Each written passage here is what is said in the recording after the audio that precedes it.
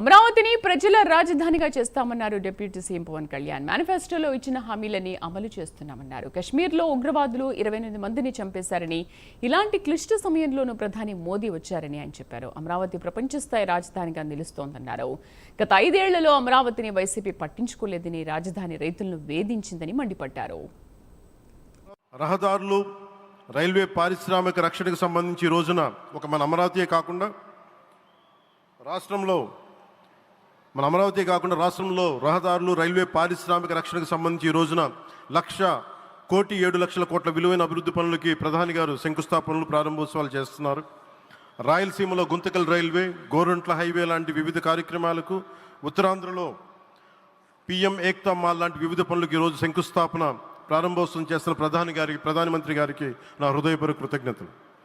నేను అవనిగడ్డ ఎన్నికల ప్రచారంలో హామీ ఇచ్చిన దానికి అనుగుణంగా మనందరి ఆశలు మనకి ఆశించిన విధంగా నాగాయలంకలో మిస్సైల్ టెస్ట్ రేంజ్కి ప్రధానమంత్రి గారు ఈ రోజున శంకుస్థాపన జరగడం నాకు చాలా సంతోషంగా ఉంది. ప్రత్యేకించి ఈ రోజున మనం ప్రధానమంత్రి గారిని చాలా లోతుగా మనం అర్థం చేసుకోవాలి. ఈ రోజున కశ్మీర్లో దాదాపు 28 మందిని చంపేశారు. అలాంటి క్లిష్ట సమయంలో రాష్ట్రం, దేశం మొత్తం యుద్ధం వైపు వెళ్తున్న సమయంలో, అలాంటి కీలక సమయంలో ప్రధానమంత్రి గారు ఇక్కడికి వచ్చి లోపలంతా బరువు, గుండెల్లో బరువు పెట్టుకొని వేదన ఉండి కూడా అమరావతి రైతులు చేసిన త్యాగాలను మర్చిపోకూడదని చెప్పి ఇంత ఇబ్బందుల్లో కూడా ఆయనకు వచ్చినందుకు మనస్ఫూర్తిగా ఒక్కసారి మనందరం ప్రధానమంత్రి గారికి గౌరవ సూచకంగా మనందరం కృతజ్ఞతలు తెలియజేయాలి.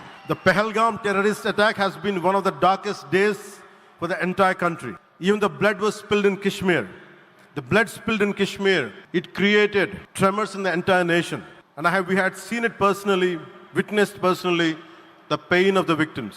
For the Honorable PM Modi ji, he is leading the country through these tough times, and he assured all the citizens with stern action against the perpetrators of terrorism.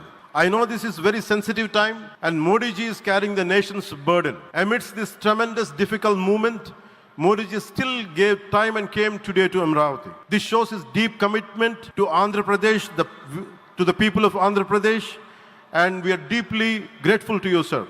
May Lord Bhavani, మన కనకదుర్గమ్మ ఆశీస్సులతోటి వారికి బలాన్ని ఇవ్వాలి, శక్తిని ఇవ్వాలి, మనందరం ప్రార్థిద్దాం.